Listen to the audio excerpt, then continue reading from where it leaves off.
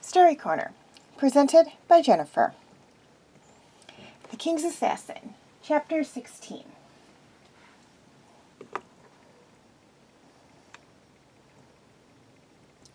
Okay, for those of you who have not yet seen the first few videos for The King's Assassin, I suggest you go view those now, as this is a continuation of that story.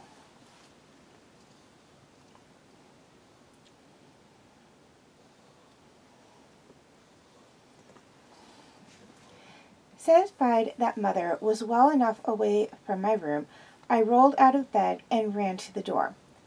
I pulled it open and peered out. "Ma'am?"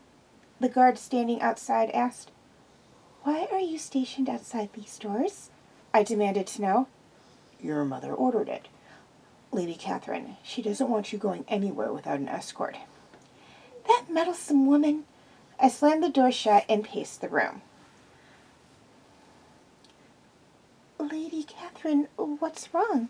my maid Angela asked. "Guards. She's ordered guards to watch me. Of all things, I don't need to be followed. She only worries. She is a meddlesome woman. She is your mother." I shook my head.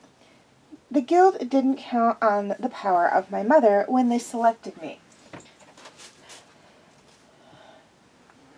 Fortunately, I had time to perfect how to sneak around her. I sat on the bed as Angela went through my dresses. She settled on a gold number trimmed in red. She helped me dress and dug out the red satin slippers I wanted to wear for the day. She removed the ribbons from my hair, letting the curls cascade down my back. "You're not going out through the front door, are you, Lady Catherine?" "No, Angela, I'm not." "You really shouldn't," she said, sitting down with her needlepoint. I shrugged. "There's a lot of things I shouldn't do." Angela sat there, shaking her head. I opened the patio door that led to the courtyard and walked into the sunlight. The rays warmed my chilled skin, and I closed my eyes and lifted my head. Angela popped her head out the door and watched after me. "I wish you would stay," she called. "I have to go," I replied. "You don't have to do anything, Catherine." "I'll be fine, Angeline." "I'm not worried about you not being fine. I'm worried about you being caught by others sneaking in to see the king. A man. You're an unmarried lady going to see a man alone. In secret." "Angeline, what's wrong with that? What's so wrong with that?" I asked. She shook her head and returned inside. "What do I tell your mother if she returns?" she asked, exasperated.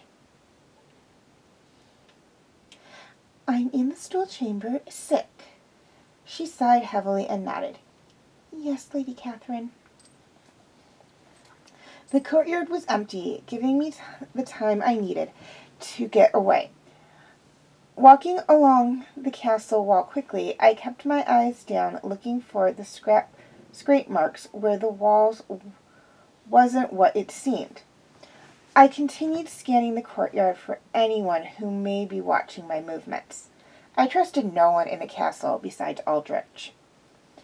There was too much sunlight spilling in from every angle. I'd have to be quick about sneaking into the passage. My heart thumped against my chest as I ran my hand along the wall, looking for the button to activate the mechanism within. I pushed on a brick, and a click and movement of the bricks let me know I was on the right track. I pressed myself against the stone next to the small passage that opened, waiting with bated breath. Once the space was big enough for me and the many layers of fabric to squeeze through, I went and threw all my weight against the wall.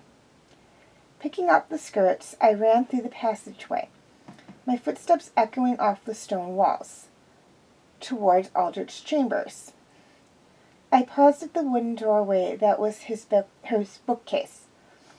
Pressing my ear to the cool wood, I slowed my breathing and listened. There were voices, Aldrich and someone else. He was arguing. I chewed my lip, unsure if it was an attempt on his life that I should intervene on or someone he was simply arguing with.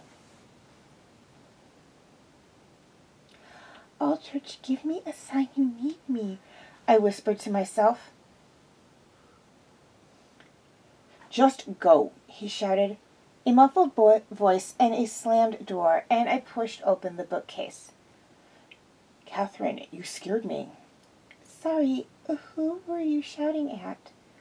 Don't worry about it. Family issues. Mary? I said matter-of-factly. He simply turned away from me. It's nothing.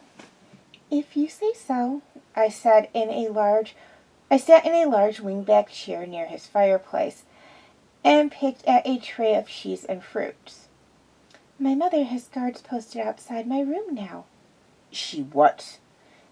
Yes, I discovered them after she left. I popped a grape in my mouth and chewed slowly. How? You know what I don't want to know. I'll deal with them later. You don't need guards sitting on you. I know. He took a velvet bag out of his desk drawer and handed it to me. My head steward dropped this off to me right after you left. What is it? I asked. Something I have made for you.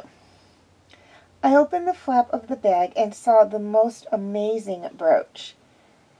It was twisted gold and silver, roped with a diamond and ruby in the center.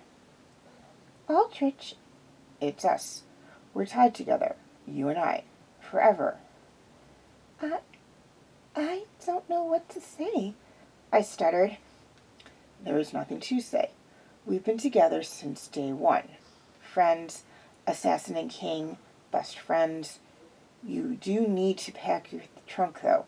We leave in the morning for de la Mare's estate. Belle? Yes.